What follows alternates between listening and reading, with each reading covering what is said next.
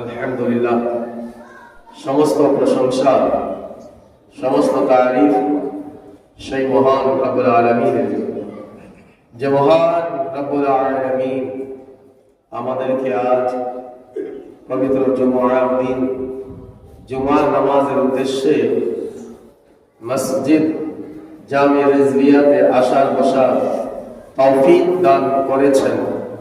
আমরা সকলে বলি আলহামদুলিল্লাহ। প্যারে হাজরিন, শাবানুল মুআজ্জাম মাস শুরু হয়েছে, আর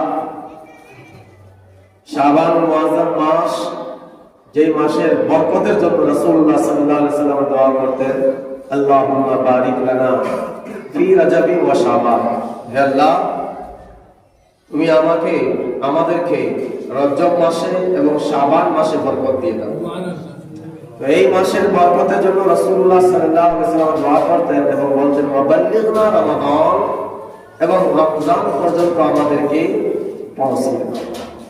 তাহলে হাজরিন, এই শাবানুল মুআজ্জাম মাস এমন একটি পবিত্র মাস, আর এই মাসের ফজিলত অনেক আছে। বাস এই মাসের ফজিলত এতটুকু বললেই আমি মনে করি আর কিছু এর ফজিলত বর্ণনা করতে হবে না। এটাই হবে সবচেয়ে লাস্ট এবং শেষ এই মাসের ফজিলত, যে রাসূলুল্লাহ সাল্লাল্লাহু আলাইহি ওয়াসাল্লাম বলেছেন, আশ-শাবানুশ শাহরি, শাবান হচ্ছে আমার মাস। যেই মাসকে রাসূলুল্লাহ সাল্লাল্লাহু আলাইহি ওয়াসাল্লাম আমার মাস বলেন, নিজের মাস বলেন, ওই মাসের মাকাম আর কেমন হতে পারে।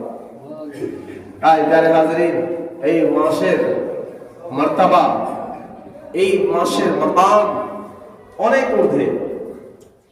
কেননা রাসূলুল্লাহ সাল্লাল্লাহু আলাইহি ওয়াসাল্লাম এই মাসকে নিজের সঙ্গে সম্পৃক্ত করেছেন। তাই এই মাসকে বলা হয় নবীর মাস, আকা কা মহিনা, রাসূলুল্লাহ সাল্লাল্লাহু আলাইহি ওয়াসাল্লাম মাস। যেই মাস রাসূলুল্লাহ সাল্লাল্লাহু আলাইহি ওয়াসাল্লাম বলেছেন এটা আমার মাস, তো এই মাসের মধ্যে আমাদের উচিত যে আমরা নবী পাক সাল্লাল্লাহু আলাইহি ওয়াসাল্লামের উপরে বেশি বেশি দুরূদ পাঠ করব, ঠিক কিনা? এবং নবী সাল্লাল্লাহু আলাইহি ওয়াসাল্লাম এই মাসের মধ্যে যে আমলগুলো করতেন সেটাও আমাদের উচিত আমরা যেন করি, যদি সম্ভব হয়। সেটা কি?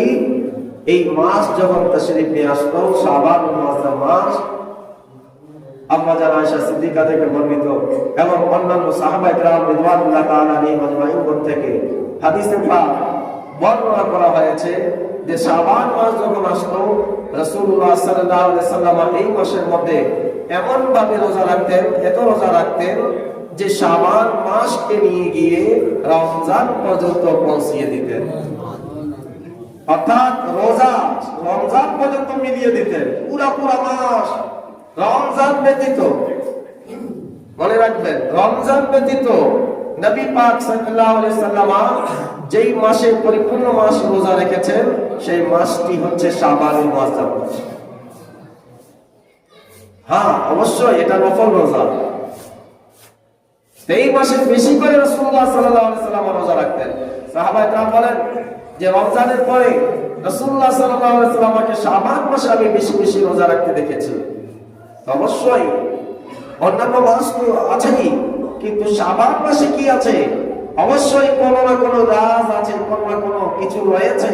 তাই রাসূলুল্লাহ সাল্লাল্লাহু আলাইহি ওয়াসাল্লাম এই মাসের মধ্যে রোজা রাখতেন বেশি বেশি করে। তো নবী হয়ে, সাইয়্যিদুল মুরসালিন হয়ে, যার কোনো গুনাহ নেই, যার কোনো ভুল নেই, তিনি যখন এই মাসের মধ্যে বেশি বেশি ইবাদত করতেন, রোজা রাখতেন, তো আমাদের উচিত আমরাও উচিত এই মাসে বেশি বেশি রোজা রাখি। কিন্তু আজ আফসোস লাগে আমাদেরকে, আজ আমরা এই মাসের মধ্যে একটি রোজা রাখি, 15 তারিখে রাখি কিনা? শবে বরাতের দ্বিতীয় দিন আমরা রাখি না? শবে বরাতের দিন 15 তারিখে একটি মাত্র রোজা রাখি। এই একটি রোজাও আজ কিছু কিছু মানুষের সহ্য হয় না, বলে না এই রোজা কোনো কোরআন হাদিস থেকে প্রমাণ নেই। আরে একটি রোজার ব্যাপার আছে, তাও কিছু কিছু মানুষ বলে না একটি রোজাও রাখার দরকার নাই। অথচ রাসূলুল্লাহ সাল্লাল্লাহু আলাইহি ওয়াসাল্লাম এই পুরো মাসের মধ্যে পুরাটা মাস রোজা রেখেছেন, এমন হাদিস আছে। প্যারে হাজরিন, এই মাসে আমাদের উচিত বেশি বেশি ইবাদত করা। তওবা করা, ইস্তেগফার করা। এই মাস হচ্ছে তওবার মাস। নবী পাক সাল্লাল্লাহু আলাইহি ওয়াসাল্লামকে জিজ্ঞাসা করা হলো, ইয়া রাসূলুল্লাহ, আপনি এই মাসে এত বেশি বেশি কেন রোজা রাখেন? রাসূলুল্লাহ সাল্লাল্লাহু আলাইহি ওয়াসাল্লাম ইরশাদ করলেন যে এই মাসে একটি রাত আসে, ওই রাতের বেলাতে আল্লাহ রাব্বুল আলামিনের কাছে বান্দাদের আমল উঠানো হয়। আমি নবী চাই আমার ইবাদত এই মাসে যেন এমন ভাবে হয় যেন আমার ইবাদত যখন আল্লাহ রাব্বুল আলামিনের কাছে যাবে তো আমার প্রথম নেকি রোজা থেকে শুরু হবে এবং ওই খাতার শেষ নেকিও রোজা থেকে শেষ হবে। তাই আমি এই মাসে পরিপূর্ণ রোজা রাখি। প্রায় ওই রাত কোনটি? শবে বরাত। তাই আমরা 14 তারিখে রোজা রাখি এবং 15 তারিখেও রোজা রাখি। আর যদি সম্ভব হয়ে যায় তবে আমরা কি করব? এই পুরো মাসটাই রোজা রাখার চেষ্টা করব এখন যদি সম্ভব হয়। আর যদি শারীরিক এমন ভাবে অসুবিধা হয়ে যায় যে আমি এই মাস যদি রোজা রাখি তবে রমজানুল মুবারক মাস যেটা আমাদের উপরে ফরজ রোজা, ওটা রাখা আমাদের দ্বারা সম্ভব হবে না।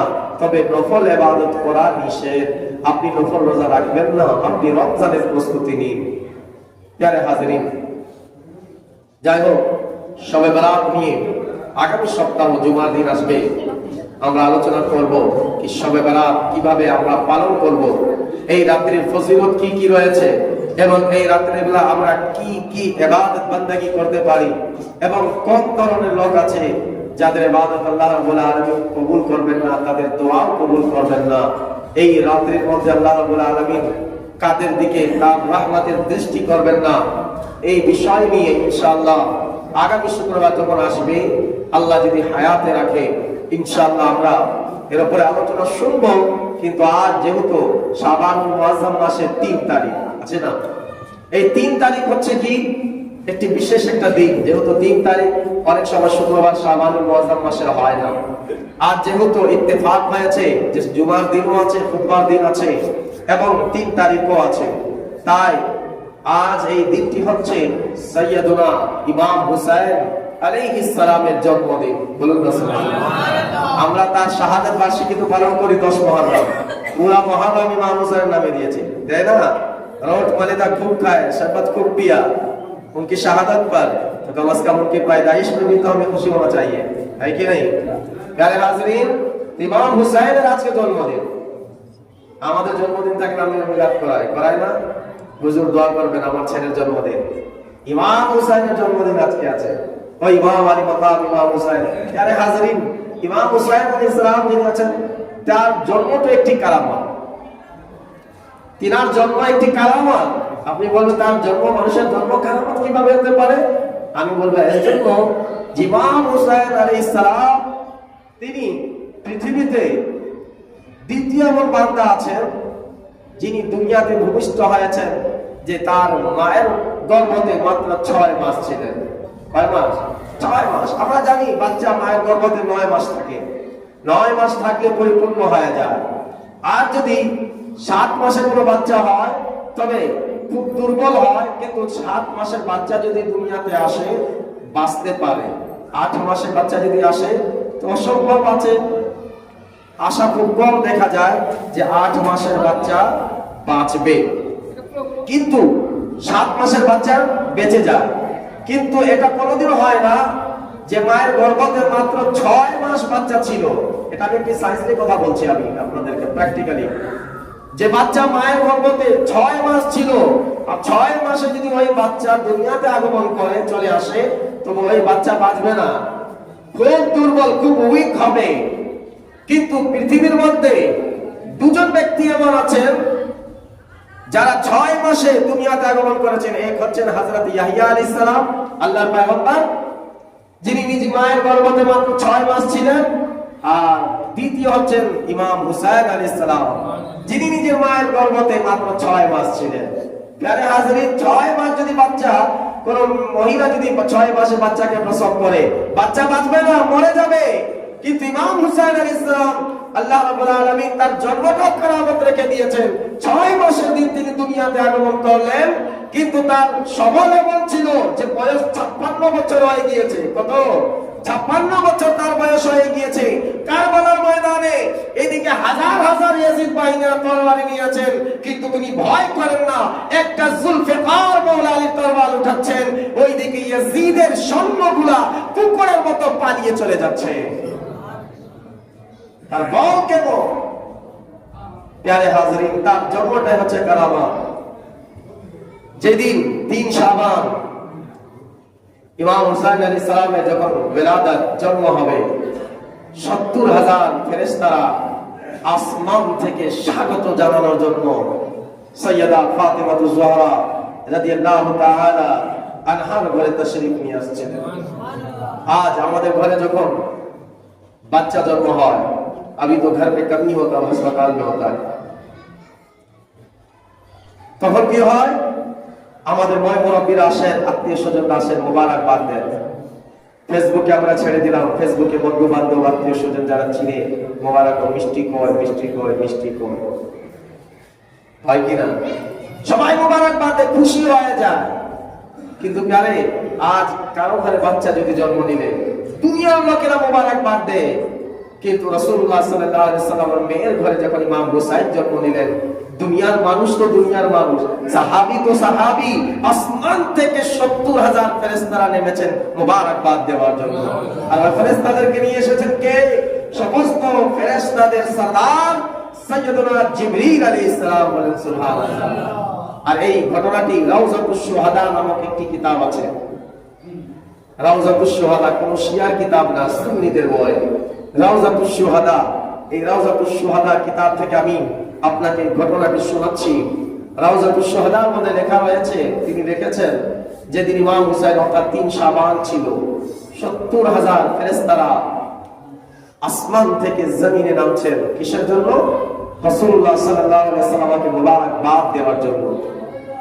আর তাদের হাতে ফুলের তোড়া। এমন সময় একটি পাহাড় দেখলেন, এক ফেরেশতা তার ডানা পাখাগুলো পড়ে গিয়েছে। ওই ফেরেশতা আল্লাহ রাব্বুল আলামিনের কাছে ফরিয়াদ করছিল। না জানি কতদিন থেকে ওই ফেরেশতারা আল্লাহর কাছে ফরিয়াদ করছিল। ওই ফেরেশতার এই অবস্থা কেন ছিল? যে আল্লাহ রাব্বুল আলামিন তাকে কোন জিম্মেদারি দিয়েছিলেন, কোন কাজ দিয়েছিলেন, তিনি ওই কাজটি পরিপূর্ণ তো করলেন। তার আন্ডারে 70,000 ফেরেশতাকে আল্লাহ রাব্বুল আলামিন দিয়েছেন যে তোমার আন্ডারে, তোমার অধীনে 70,000 ফেরেশতা থাকবে। আজ যদি আমার আন্ডারে একটি এলাকা, একটি শহর যদি হয়ে যায়, তা আমি তো খুব সিনা চওড়া করে রাস্তায় হাঁটি, তখন আমার মাথায় ভাবে থাকবে না, তখন তো আমি এভাবে চলবো, মাথার চোখটা আমার আর এখানে থাকবে না, পুরো একেবারে এই জায়গায় উঠে যাবে, ঠিক কিনা? আমার মতো আর কে আছে? তো যাই হোক, ফেরেশতারা মাসুম হয়ে থাকে, কিন্তু মাসুম হলে তার ভুল তো না, খেলাফে উলা হয়ে যায়, খেলাফে উলা হয়ে যায়। তো তিনি চিন্তা করেন, মান মিসলি, আমার মতো আর কে আছে? যে আল্লাহ রাব্বুল আলামিন আমাকে তো সম্মান দিয়েছেন, আমার মতো আর কে আছে? বাস এই আমার মতো আর কে আছে, এই ঘমন্ড, এই তাকাব্বুর তার ভিতরে যখন চলে আসলো, আল্লাহ রাব্বুল আলামিন সঙ্গে সঙ্গে তার ডানাগুলো, পাখাগুলো ছিনিয়ে নিলেন এবং তাকে বিশাল একটি পর্বতে নিক্ষেপ করে দিলেন। এবং ওই ফেরেশতা ওই জায়গায় আল্লাহ রাব্বুল আলামিনের কাছে কাকুতি মিনতি করতে লাগলো যে আল্লাহ ক্ষমা করো, আল্লাহ ক্ষমা করো। অনেক দিন কান্নাকাটি করতে লাগলেন। এই 3 শাবানের দিনে, যেদিন ইমাম হুসাইন আলাইহিস সালামের বিলাদত জন্ম হবে, ওই দিন যখন জিবরিল আমিন 70,000 ফেরেশতাদেরকে নিয়ে আসমান থেকে নামছিলেন, তখন ওই ফেরেশতা, তার নাম ছিল ফাতরাস। কি নাম ছিল ফেরেশতার? ফাতরাস নাম ওই ফেরেশতা। ওই ফাতরাস ফেরেশতা বলতে লাগলো, হে জিবরাইল আলাইহিস সালাম, তুমি তো কই যাচ্ছ দুনিয়ার দিকে? বলে আমরা যাচ্ছি রাসূলুল্লাহ সাল্লাল্লাহু আলাইহি ওয়াসাল্লামকে মোবারকবাদ দেওয়ার জন্য, যে তার ঘরে, তার মেয়ের ঘরে একটি পুত্র সন্তান জন্ম নিয়েছে, হুসাইনের বিলাদত হয়েছে। প্যারে হাজরিন, সে বলল, হে জিবরাইল, তুমি কি আমাকে নিয়ে যেতে পারবে? মনে হয় ইমাম হুসাইনের দোহাই যদি আমরা দেই, যেহেতু আল্লাহ এত খুশি আছেন, আজ মনে হয় আমাকে ক্ষমা করে দিবে। প্যারে হাজরিন, তো হযরত জিবরিল আলাইহিস সালাম তিনাকে সঙ্গে নিলেন, রাসূলুল্লাহ সাল্লাল্লাহু আলাইহি ওয়াসাল্লামের দরবারে পেশ করে দিলেন এবং সমস্ত কথা বললেন, ইয়া রাসূলুল্লাহ, আমরা মোবারকবাদ দিতে এসেছি, আর রাস্তার মাঝে খতরাস ফেরেশতা আমাদের সঙ্গে সাক্ষাৎ হয়েছে। ইয়া রাসূলুল্লাহ, আপনি যদি সুপারিশ করে দিবেন ভালো হবে। রাসূলুল্লাহ সাল্লাল্লাহু আলাইহি ওয়াসাল্লাম যদি হাত তুলে দোয়া করে দিতেন, অবশ্যই আল্লাহ রাব্বুল আলামিন আগের মতো ওই ফেরেশতাকে আবার ডানা পাখাগুলো দান করে দিতেন। কিন্তু রাসূলুল্লাহ সাল্লাল্লাহু আলাইহি ওয়াসাল্লাম বলেন, হে জিবরাইল, এক কাজ করো, এই খতরাস ফেরেশতাকে আজ আমার হুসাইন জন্ম নিয়েছে, যাও আমার হুসাইনের কাছে নিয়ে যাও। ইমাম আলী মাকামের কাছে ওই খতরাস ফেরেশতা চলে আসলো। আসার পরে যেই জায়গাতে তার ডানা হতো, ওই জায়গাটি ইমাম হুসাইনের পায়ের সাথে ঘষে দিল। বলুন না সুবহানাল্লাহ। ঘষে দিল, অর্থাৎ আজ ইমাম হুসাইন দুনিয়াতে জন্মগ্রহণ করেছেন, একদিনও হয়নি পরিপূর্ণ, কয়েক ঘন্টা হয়েছে, কয়েক ঘন্টা ইমাম হুসাইন দুনিয়াতে এসেছেন। আর খতরাস ফেরেশতা তার যেদিকে ডানা উঠে, ওই জায়গাতে ইমাম হুসাইনের কদমগুলো নিয়ে মেলে দিয়েছে, ঘষে দিয়েছে। সঙ্গে সঙ্গে আল্লাহ রাব্বুল আলামিন তার আগের মতো ডানা এবং পাখা করে দিলেন। এখন আবার খতরাস ফেরেশতা বলতে লাগলো, মান মিসলি, কে আছে আমার মতো, কে আছে আমার মতো। আগেও বলেছিল মান মিসলি, কে আছে আমার মতো, আবার এখন বলছে, আগে যখন বলেছিল মান মিসলি, কে আছে আমার মতো, আল্লাহ রাব্বুল আলামিন ডানা পাখাগুলো তার থেকে কেড়ে নিলেন। ফেরেশতারা আরশ করলেন, মাওলা, এই ফেরেশতা তো আবার বলছে মান মিসলি, কে আছে আমার মতো। আল্লাহ বলে ফেরেশতাদেরকে, হে ফেরেশতা, আগে খতরাস নিজেকে গর্ব করে বলতো যে আমার মতো কে আছে। আল্লাহ এত শক্তি আমাকে দান করেছেন, আমাকে এমন ওহদা দান করেছেন, আমাকে এমন মাকাম দান করেছেন যে আমার আন্ডারে ৭০,০০০ ফেরেশতারা কাজ করে। কিন্তু এখন খতরাস ফেরেশতা নিজের শক্তির উপরে গর্ব করে না, বরঞ্চ এর জন্য করে যে এখন ইমাম হুসাইনের কদম আমার শরীরে লেগে গিয়েছে, তো আমার মতো এখন আর কেউ নেই। মান মিসলি, কে আছে আমার মতো। এখন সে নিজের উপরে গর্ব করে না, এখন সে গর্ব করে কার উপরে? ইমাম আলী মাকাম, ইমাম হুসাইনের উপরে। প্যারে হাজরিন, ইমাম হুসাইন আলাইহিস সালাম আজ তিনার জন্মদিন আছে। রাসূলুল্লাহ সাল্লাল্লাহু আলাইহি ওয়াসাল্লাম বলেছেন, আল হাসান ওয়াল হুসাইন সাইয়্যিদা শাবাবি আহলিল জান্নাহ। ইমাম হাসান, ইমাম হুসাইন জান্নাতি নওজওয়ান যুবকদের সরদার, ঠিক কিনা? এখন প্যারে হাজারের বুড়ারা বলবে তাহলে আমাদের সরদার না, বাচ্চারা বলবে আমাদের সরদার না। তিনি যুবকদের সরদার আছেন, বুড়াদের তো সরদার না। এটাই নাকি কেউ যদি এই হাদিসের বাদ থেকে এই অর্থ নিতে পারে যে ইমাম হাসান, ইমাম হুসাইন তিনি যুবকদের সরদার হবেন, আমরা তো বুড়া, আমাদের বয়স 50 হয়ে গিয়েছে, আমাদের সরদার না। কিন্তু প্যারে হাজারিন মনে রাখবেন, বান্দারা, মুমিনরা যখন জান্নাতে যাবে, যদিও তার মৃত্যু 120 বছর বয়স হয়েছে, যদিও আজ তার বয়স 80 বছর হয়েছে, কিন্তু জান্নাতের মধ্যে ওই বান্দার একটি রিওয়ায়াত অনুযায়ী 33 বছর বয়স হবে, আর এক রিওয়ায়াত অনুযায়ী 23 বছর বয়স হবে, একেবারে জওয়ান হবে। তো সমস্ত বান্দারা সে ছোটবেলায় ইন্তেকাল করুক বা ওপরে একবারে 100 বছর ইন্তেকাল করুক, কিন্তু জান্নাতীরা জান্নাতে তার বয়স কত? একেবারে জওয়ান হয়ে যাবে, 33 বা 23 বছর বয়স তার হবে। রাসূলুল্লাহ সাল্লাল্লাহু আলাইহি ওয়াসাল্লামের এই নওয়াসারা সমস্ত লোকদের সরদার আছে, কেন জান্নাতে কোন বুড়া ব্যক্তি থাকবে না। রাসূলুল্লাহ সাল্লাল্লাহু আলাইহি ওয়াসাল্লাম একদিন এই হাদিসটি বর্ণনা করেন, এক বুড়ি আসলো, আর আপনারা বাইরে একটু কথা আসতে বলুন, মসজিদ আছে, আস্তে কথা বলুন।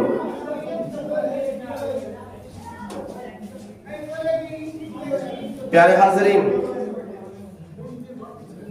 রাসূলুল্লাহ সাল্লাল্লাহু আলাইহি ওয়াসাল্লাম দরবারে একদিন এক বুড়ি এসে আরজ করল, ইয়া রাসূলুল্লাহ, আমার জন্য দোয়া করে দিন। নবী পাক সাল্লাল্লাহু আলাইহি ওয়াসাল্লাম তার সঙ্গে একটু মশকরা করলেন। মনে রাখবেন, মশকরা করা ভালো, কিন্তু এমন ভাবে যে সামনেওয়ালার মন যেন খন্ড না হয়। और आज तो मजाक मजाक में हम लोग ऐसे काम कर देते हैं कि हार्ट स्ट्रोक कब ना हो जाए। फिर बोलते अप्रैल फूल। प्यारे हाज़रीन, तो এই বুড়িটা এসে বলল, ইয়া রাসূলুল্লাহ দোয়া করেন। নবী পাক সাল্লাল্লাহু আলাইহি ওয়াসাল্লাম বললেন, তোমার জন্য দোয়া তো করে দিব, কিন্তু বুড়িরা তো জান্নাতে যাবে না, বুড়িরা জান্নাতে যাবে না। সে কাঁদতে লাগলো, ইয়া রাসূলুল্লাহ আমরা জান্নাতে যাব না। তখন নবী সাল্লাল্লাহু আলাইহি ওয়াসাল্লাম মুচকি হাসি দিয়ে বললেন, কেননা জান্নাতকে আল্লাহ বানিয়েছেন নওজওয়ানদের জন্য, যুবকদের জন্য। বুড়িরা জান্নাতে যাবে না। ইয়া রাসূলুল্লাহ আমি কি যাব না জান্নাতে? নবী পাক সাল্লাল্লাহু আলাইহি ওয়াসাল্লাম তুমি যাবে, কিন্তু যখন জান্নাতে যাবে তুমি জওয়ান হয়ে জান্নাতে যাবে। তো মশকরা করা, মজাক করা, ইয়ারকি করা ভালো, তখন কিভাবে? এমন ভাবে করতে হবে যখন ওই বান্দা যেন মন খন্ন না হয়, মানে কষ্ট যেন না পায়। আর আজ हम तो सब कुछ बोल बाल के गाली उली दे करके आज तक मजाक मजाक गाली मत देते, मजाक से गाली दिया तो मजाक से कोई करंट के तार को हाथ लगा दे तो करंट के तार को मुझे लगता है उसको करंट शॉर्ट नहीं देगा। आप मजाक से पकड़ो ना आपने तो थोड़ी आपको शॉर्ट करेगा। नहीं समझ में आ रही मेरी बात? फिर आप कहते भाई तो मजाक से आप किसी को कत्ल कर दो। जज साहब आप तो मजाक कर रहे थे, तो जज साहब तो आपको बोला ठीक है जाओ तुम खलास, तुम्हारा केस खत्म। देगा ना, बोलेगा जाओ या तो तुम सजा लो या तो फिर फांसी पे चढ़ो। तो मजाक हर जगह नहीं, मजाक वहां तक जाएगा जब तक किसी के दिल को ठेस न पहुंचे। प्यारे हाज़रीन, তাই বলছিলাম তো রাসূলুল্লাহ সাল্লাল্লাহু আলাইহি ওয়াসাল্লাম এই দুইজন নওয়াসা এনারা কি জান্নাতি যুবকদের সরদার আছেন, হযরত ইমাম হুসাইন আলাইহিস সালাম। আজকে যেহেতু তার জন্মদিন এবং 3 শাবান হয়েছে, তাই আমার আলোচ্য বিষয় আজকে আমি এটাই নিয়ে দাঁড়িয়ে গিয়েছি যে রাসূলুল্লাহ সাল্লাল্লাহু আলাইহি ওয়াসাল্লাম হযরত ইমাম হুসাইন রাদিয়াল্লাহু তাআলা আনহুকে এতই ভালোবাসতেন যে তিনি একটি হাদিসে এটাও বর্ণনা করে দিলেন যে আমার হুসাইনকে ভালোবাসবে আমি তাকে ভালোবাসবো। তিনি বললেন হুসাইনু মিন্নি ওয়া আনা মিন হুসাইন আহাব্বাল্লাহু মান আহাব্বা হুসাইনা। তিনি বলেন আমি হুসাইন থেকে এবং হুসাইন আমার হতে, এবং আল্লাহ ওই ব্যক্তিকে ভালোবাসবেন যারা যারা আমার হুসাইনকে ভালোবাসবে। এখন প্যারে হাজরিন, এই হাদিসকে যদি আমরা লক্ষ্য করি, এই হাদিসের শুরু এবং শেষ যদি আমরা লক্ষ্য করি, হুসাইনু মিন্নি শুরু কি থেকে? হুসাইন থেকে। হুসাইনু মিন্নি ওয়া আনা মিন হুসাইন আহাব্বাল্লাহু মান আহাব্বা হুসাইনা। শুরুও হুসাইন থেকে, শেষও হুসাইন থেকে। এমন ভাবে রাসূলুল্লাহ সাল্লাল্লাহু আলাইহি ওয়াসাল্লাম এই হাদিসটি বর্ণনা করলেন যে হাদিসে পাক শুরু ইমাম হুসাইন থেকে হচ্ছে এবং শেষ ইমাম হুসাইনের নাম থেকে হচ্ছে। আর একটি মাত্র এক লাইনের হাদিস, আর এই এক লাইনের হাদিসের মধ্যে একবার নয় তিনবার রাসূলুল্লাহ সাল্লাল্লাহু আলাইহি ওয়াসাল্লাম ইমাম আলী মাকাম ইমাম হুসাইনের নাম করেছেন, জিকির নিয়েছেন। আমি যদি জিজ্ঞাসা করি ইয়া রাসূলুল্লাহ আপনি যদি নামটা না নিয়ে, কেননা যারা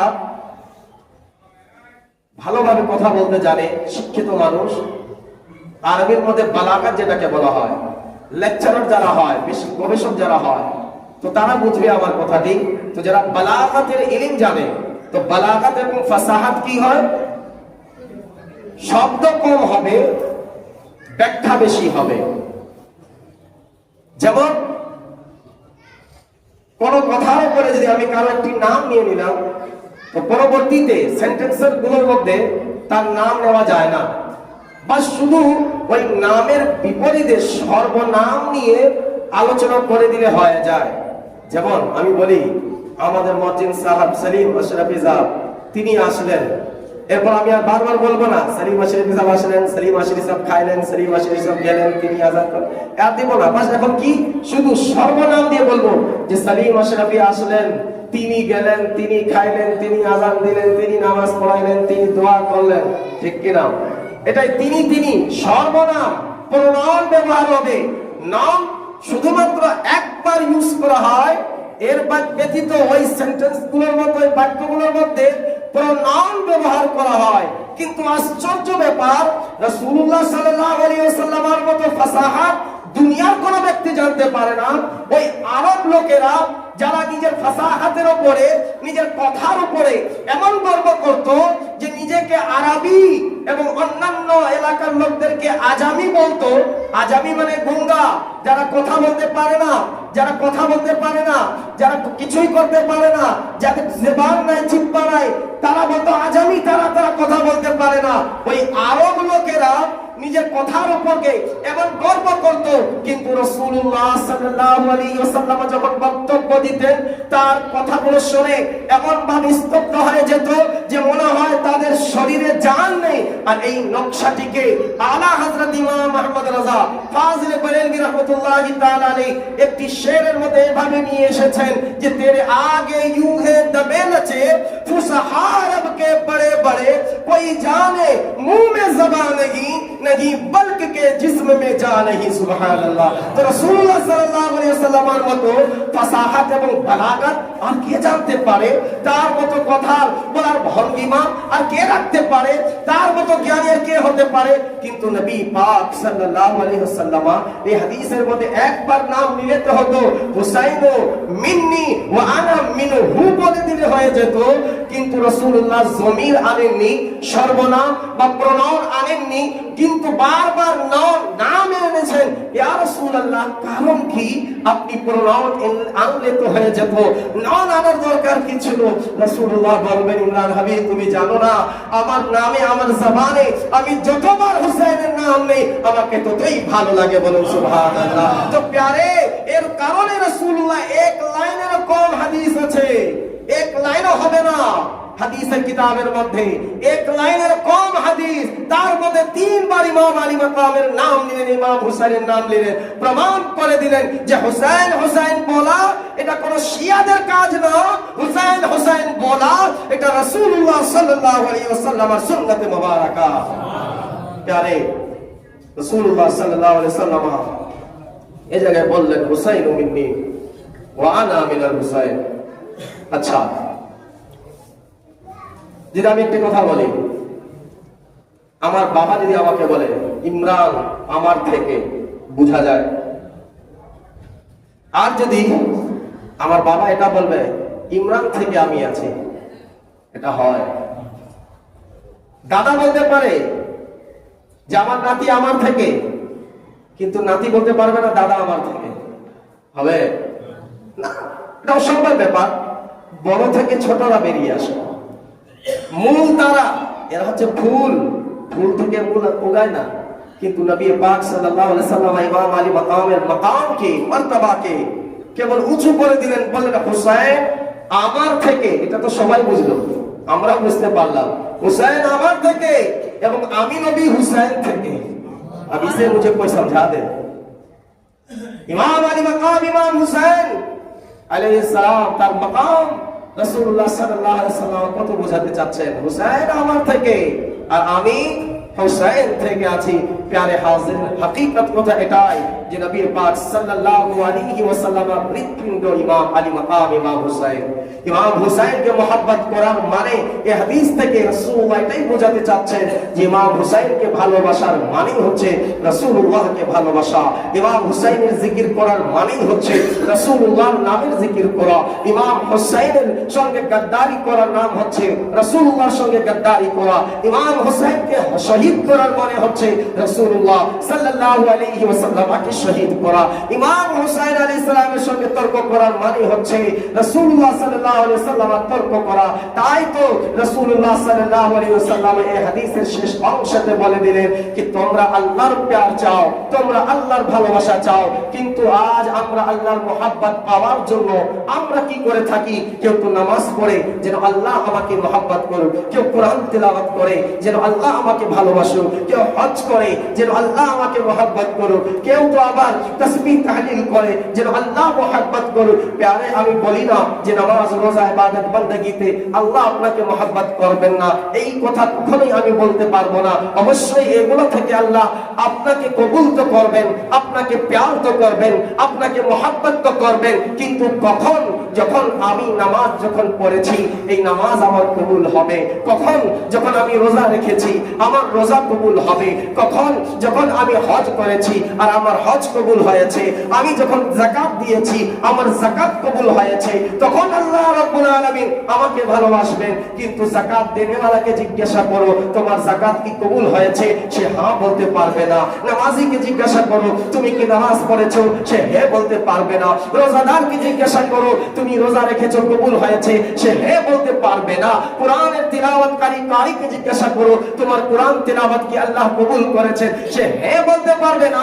তো প্যারে এই ইবাদতগুলোর মধ্যে সন্দেহ আছে, তো যেই ইবাদতে সন্দেহ হবে আমরা ইয়াকিন সহকারে কিভাবে বলতে পারি যে আল্লাহ আমাদেরকে ভালোবাসে? রাসূলুল্লাহ আমাদেরকে কি রাস্তা দেখিয়ে দিলেন। তোমরা হাকিকতে এবং ইয়াকিন সহকারে যদি চাও যে আল্লাহ তোমাদেরকে ভালোবাসুক, আল্লাহ রাসূল সাল্লাল্লাহু আলাইহি ওয়াসাল্লাম আমাদেরকে ঘোষণা করে দিলেন আহাব্বাল্লাহু মান আহাব্বা হুসাইনা, তোমরা ইমাম হুসাইনকে ভালোবাসা শুরু করে দাও।